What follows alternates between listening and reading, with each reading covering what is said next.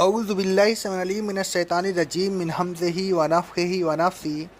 سورہ بقرہ کی آیت نمبر 150 اور 151 میں اللہ رب العالمین فرماتا ہے، اور اے رسول صلی اللہ علیہ وسلم، آپ جہاں کہیں چلے جا رہے ہوں، یعنی بحالت سفر آپ جہاں کہیں بھی ہوں، نماز کی حالت میں اپنا منہ مسجد حرام کی طرف کر لیجئے، اور اے ایمان والوں، تم جہاں کہیں بھی ہو اپنے منہ مسجد حرام کی طرف کر لیا کرو۔ یہ حکم اس لیے دیا گیا ہے تاکہ لوگوں کے لیے تم پر کوئی حجت باقی نہ رہے، وہ یہ نہ کہہ سکیں کہ تحویل قبلہ کی نشانی پوری نہیں ہوئی لہٰذا تم حق پر نہیں ہو۔ تحویل قبلہ کے بعد اب وہ کچھ نہیں کہہ سکیں گے، مگر ہاں وہ لوگ جو ان میں ظالم ہیں وہی لا یعنی اعتراض کریں تو تم ان لوگوں سے نہ ڈرنا بلکہ مجھ سے ڈرنا، اور تحویل قبلہ کا یہ بھی مقصد ہے کہ میں اپنی نعمت تم پر پوری کر دوں اور یہ کہ تم ہدایت پر چلتے رہو۔ اور اے ایمان والوں، ہم اپنی نعمتیں تم کو عطا فرما رہے ہیں اسی طرح جس طرح ہم نے ایک بہت بڑی نعمت تم کو یہ عطا فرمائی کہ ہم نے تم ہی میں سے ایک رسول مبعوث فرمایا جو ہماری آیتیں تم کو پڑھ کر سناتا ہے، تمہارے دلوں کو پاک کرتا ہے، اور تمہیں کتاب و حکمت کی تعلیم دیتا ہے، اور تمہیں ایسی ایسی باتیں سکھاتا ہے جو تم پہلے نہیں جانتے تھے۔ اللہ تبارک و تعالیٰ نے کعبہ کی طرف منہ کرنے پر پھر زور دیا، فرمایا تم مسافر ہو یا مقیم، ہر حالت میں کعبہ کی طرف منہ کر لیا کرو۔ تمہارا کعبہ کی طرف منہ کرنا اس لیے ضروری ہے کہ تمہارے جو نشان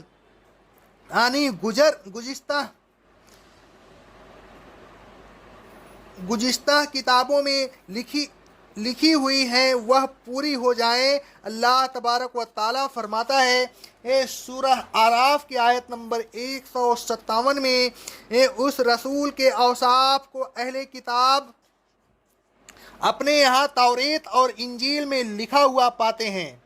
الغرض گزشتہ کتابوں میں لکھا ہوا ہے کہ آخری نبی اور آخری امت کا قبلہ مسجد حرام ہوگا۔ اے ایمان والوں، اگر یہ نشانی پوری نہ ہو تو لوگ کہہ سکتے کہ تم وہ امت نہیں ہو جس کا ذکر ہماری کتابوں میں ہے۔ اس نشانی کو پورا ہو جانے کے بعد اب ان کے پاس کوئی دلیل باقی نہیں رہے گی کہ جس کی بنیاد پر وہ تمہاری حقانیت کا انکار کر سکیں۔ ان کی منہ بند ہو جائیں گے، البتہ ان میں جو ظالم، ناانصاف، حق پوش اور ہٹ دھرم لوگ ہیں وہ پھر بھی ایمان نہ لانے کے ہیلے اور بہانے بتاتے رہیں گے، تمہیں ناحق ثابت کرنے کے لیے کوئی نہ کوئی لایعنی اعتراض کرتے رہیں گے۔ تو اے ایمان والوں، تم ان کے انکار کی پرواہ نہ کرنا، ان کی دیشرو روانیوں اور باغانہ سرگرمیوں سے نہ ڈرنا، بلکہ ہر وقت و ہر آن اللہ تعالیٰ سے ڈرتے رہنا۔ اللہ تعالیٰ کے احکام کی تعمیل میں کسی قسم کی کوتاہی نہ کرنا۔ یہ دین اسلام جو ایک نعمت ہے، اللہ تبارک و تعالیٰ اس کی تکمیل کر رہا ہے۔ تحویل قبلہ بھی اسی سلسلہ کی ایک کڑی ہے، یہ بھی ایک نعمت اور اسلامی فریضہ ہے۔ جب تک یہ نہ ہو دین کی تکمیل اور تمام نعمتیں نہیں ہو سکتی، اور جب تک دین مکمل نہ ہو مکمل ہدایت ملنا مشکل ہے۔ اللہ تبارک و تعالیٰ اسی لیے دین کی تکمیل کر رہا ہے کہ ایمان والے مکمل دین پر چل کر ہدایت یاب ہو جائیں۔ آیت زیر تفسیر اللہ تعالیٰ نے تکمیل دین کا وعدہ فرمایا۔ اللہ تبارک و تعالیٰ کا وعدہ سچا ہوتا ہے اور وہ پورا ہو کر رہتا ہے، اس کو اس کے ارادے سے باز رکھنے والا کوئی نہیں، اور ظاہر ہے کہ یہ جب ہی ہو سکتا ہے کہ کافروں کی تمام کوششیں ناکام ہو جائیں، اور وہ یقیناً ناکام ہوگی، اس لیے کہ اللہ تبارک و تعالیٰ ان کے مقابلہ میں ہے،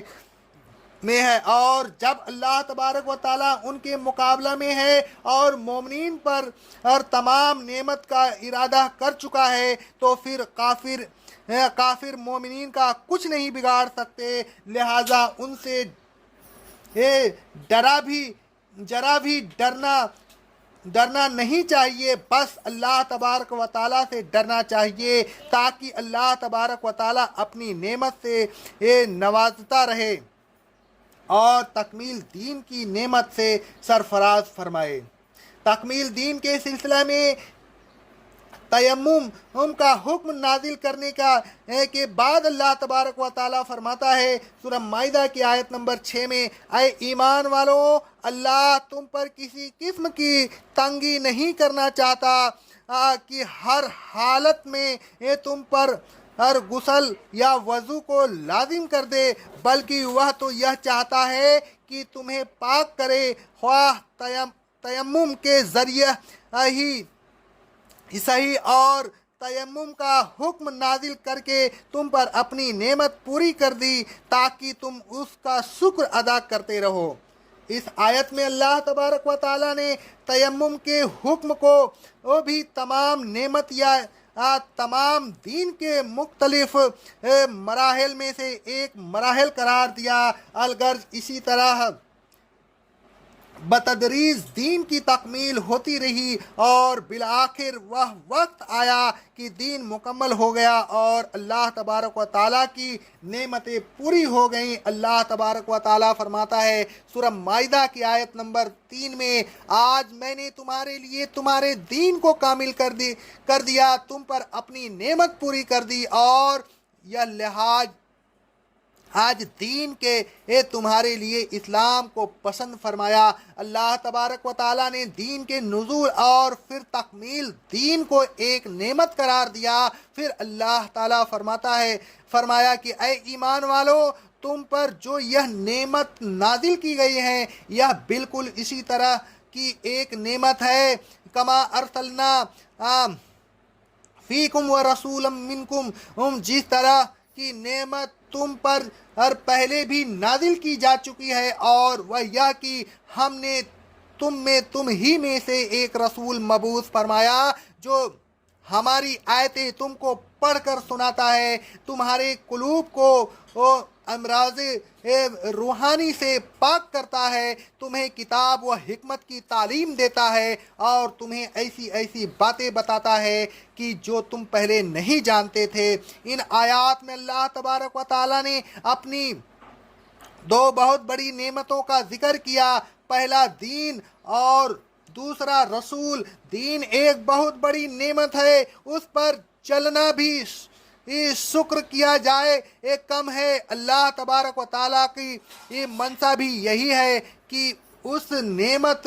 عظمہ کا شکر ادا کیا جائے۔ اللہ تبارک و تعالیٰ فرماتا ہے سورہ مائدہ کی آیت نمبر 6 میں، اے ایمان والو، اللہ تعالیٰ چاہتا ہے کہ تم کو پاک کر دے اور تم پر اپنی نعمت پوری کر دے تاکہ تم اللہ کا شکر ادا کرتے رہو۔ سورہ بقرہ کی آیت نمبر 185 میں اللہ رب العالمین فرماتا ہے، اللہ نے جو ہدایت تم کو دی ہے اس کے ملنے پر تم اللہ کی بڑائی بیان کرو تاکہ تم اس طرح اللہ کا شکر ادا کر سکو۔ اللہ رب العالمین فرماتا ہے سورہ حل اتاک حدیث الغاشیہ کی آیت نمبر 3 میں، ہم نے انسان کو ہدایت دی، اب وہ چاہے تو شکر ادا کرے اور چاہے تو ناشکری کرے۔ یہ دوسری نعمت کبریائی جس کا ذکر اللہ تبارک و تعالیٰ نے کیا، وہ رسول صلی اللہ علیہ وسلم کی بعثت ہے۔ یہ اتنی بڑی نعمت ہے کہ اللہ ذو الجلال والاکرام نے واضح الفاظ میں اس نعمت کا احسان بھی جتا دیا۔ اللہ تبارک و تعالیٰ فرماتا ہے سورہ آل عمران کی آیت نمبر 164 میں اللہ نے مومنین پر بڑا احسان